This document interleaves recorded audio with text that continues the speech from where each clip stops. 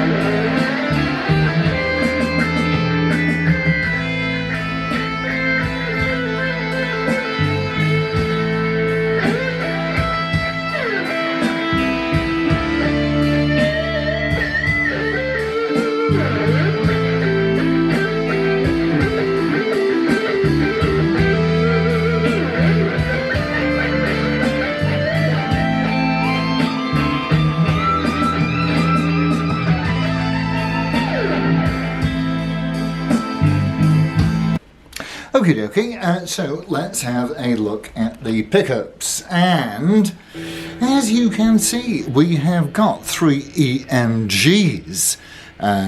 It's fairly obvious that you've got two singles in the neck and centre, and then a humbucker in the bridge position, which is happily coil splittable. And so we'll have a listen to these. First of all, we'll do the neck. What I'm going to do is I'm just going to strike a chord and then push. So I've got it on coil split at the moment. As you can see, I've got the knob pulled out. So I'm just going to strike a chord and then push it back in so that you can hear the difference, you know, instantly. There you go. Look, that is a rich, warm pickup. The vibrato system is a little bit stiff. I would probably, all right, boy. I would, good lad. Yes, thank you. That's a comment from my critical audience there.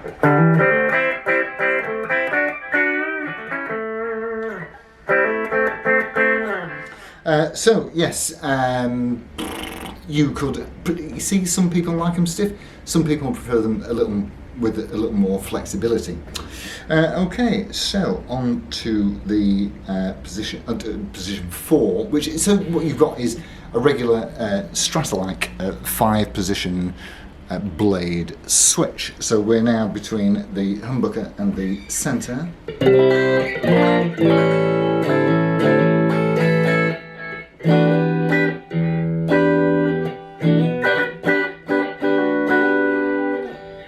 Into the centre.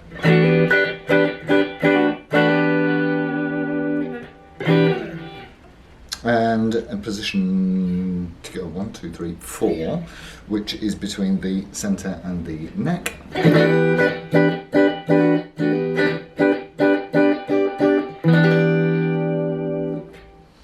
And onto the neck, which is so warm and rich, and it gives you those Gibson-y ooh sounds up at the 12th fret upward, which is, generally speaking, what I prefer to do.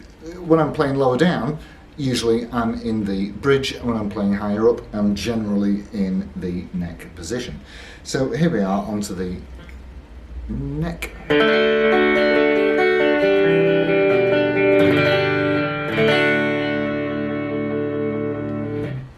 Beautiful guitar. All right. Let's have a look round it. So when I originally reviewed this next to its smaller brother, the Lag Jet 100, I reckoned that the pickups on the 100 were better than the MGs. I couldn't have been more wrong, to be honest with you. So as you can see, this has certainly had some mileage on it. There's a few chips and knocks and dents, and it's been played. But the frets are in astonishing condition to say that it's had use, it's had a life. And of course, this will be about 16 years old now. They only made these for a year, 2005, and sadly, Lag now only make acoustics, which is really quite lamentable. I should think that probably Tina S cut her teeth on one of these. It wouldn't surprise me. They're originally from the south of France.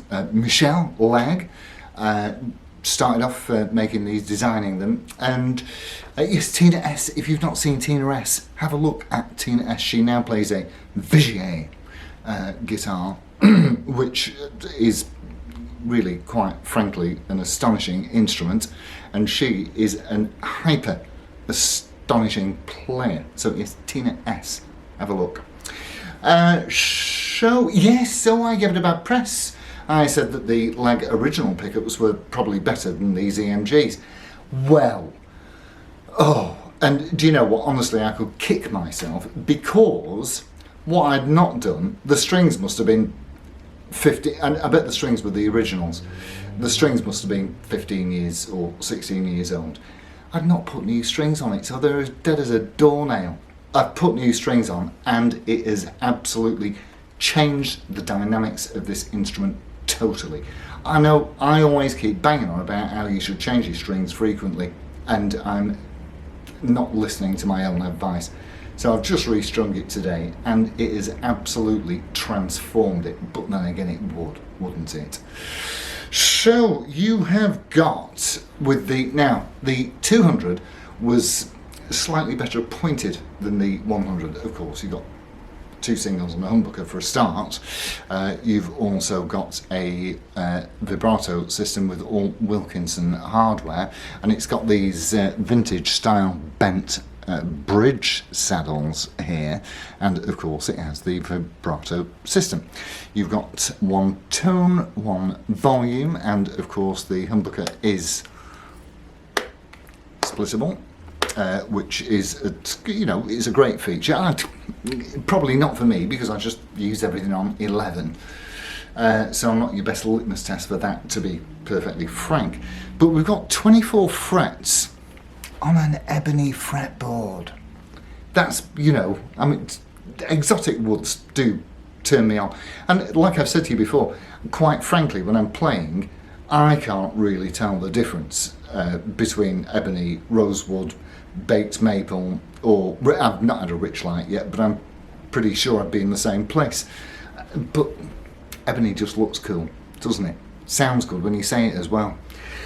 And yes, the action is, these guitars are really well made, and the action, as you can tell, if I get my mush out of the way, the action, as I hope you can see, is absolutely on the deck. It's flawless. There's no buzzing, there's no choking. It just plays absolutely like so slick right throughout the neck. We've got Goto style. I assume that these will be Wilkinson tuners, and I love that headstock. Do you not love that headstock? See, you know, it's like a super strap, but French. You know, it's just kind of, you know, it's the giton fag of quirky Strat-like guitars. Yes, it makes me want to have a Gauloise and espresso. So yes, you've got a Canadian rock maple or some kind of hard maple neck there, as I say, with the ebony fretboard, 24 frets. I have changed the ugly butterfly string trees for string roller trees, because with as I've told you before, with a guitar that, so if you've got a Telecaster and it's got butterfly string trees on, just to keep the strings down and level, that's fine, makes no difference. But with a guitar, in my experience, with a vibrato system, your string roller trees will help it stay in tune more consistently and reliably. It really is a beautiful instrument. This one's in khaki, so perfect for your off-grid commando style types of you out there, and it's just so well built. I love the comfort curve here. The neck scoop and access to fret 24 is absolutely easy peasy lemon squeezy. So here we have, excuse me. So here we have an original 2005. They're never going to be made again. If you want a Strat alternative, here's your answer. These were €690 when they came out in 2005, which is, let's face it, that's quite a price. Whereas the 100, without the vibrato system, didn't have an ebony fretboard, as I recall, and just had less. They were about half the price. So, you know, it's got the nice cavity cover with the slots here, so that you can just get your screwdriver straight in and release the vibrato claw, so that you can adjust that tension on the fly. And well, yeah, I think I've pretty much covered everything there. It's a nice, oh, BTW. Just let me show you the case, because the case is amongst, actually this case has travelled, and in fact actually there is, so I can see the holes here. There's a latch missing, either a latch or a hinge, I'm not sure which, but certainly there's evidence that there was something here at some point, but it makes no difference because the case works perfectly, even though it's done its job, if you know what I mean. But look at the finish on it. I love that snakeskin finish. And of course it has the lag signature, and inside it's more or less what you'd expect to find. It's I'm not going to open it. You know, it's a plush fur-lined interior with a cubby hole, and yeah, so very, very, very cool. The lag jet with its lag case. So that